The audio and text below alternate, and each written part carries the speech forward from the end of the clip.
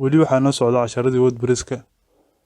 Muuqaalkan waxaan ku sharxi doonaa sida loo install gareeyo theme oo loo bedelo muuqaalka website-kaaga.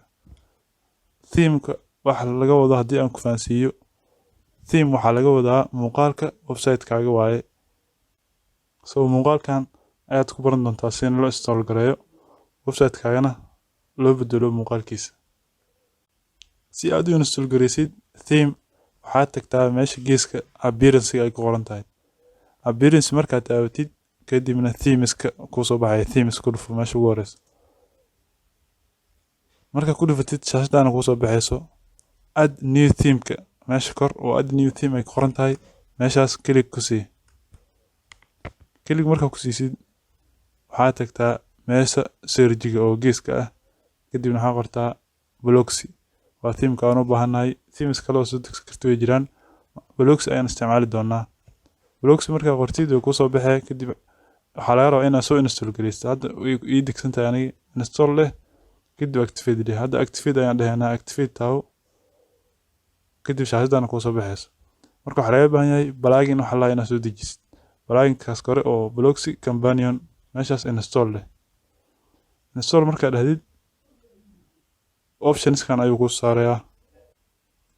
Sections-kan haddii aan ku sharxo meesha labaad waa starter sites. waxaa laga wadaa waxaa ku jira meeshaan website hore loo dhisan gareeyay oo aad isticmaali kartid. meesha saddexaad waxaa ku jira extensions sida cookies-ka iyo waxyaabaha la midka ah. Extensions-kan marka waxaa ugu baahanahay widgets-kaas waxaa dhahdaa activate leh. sidoo kale waxaan u baahanahay cookies-ka ayadana sidoo kale waa u baahanahay. waxaad taabataa activate taawo cookies-ka. meesha oo afraad waxaa ku jiro plugins useful plugins. Plugin-ka waa u tagi doonaa. Plugins-kan marka waxaa ugu baahanahay Elementor-ka ugu baahanahay.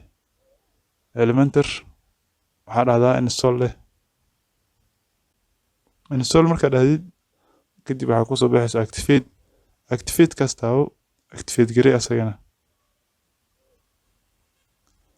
meesha afraad haddii aan u gudubno waxyaabo oo muhiim kuma jiraan waa updates-ka iyo waxaas ayuu ka sheekeynay.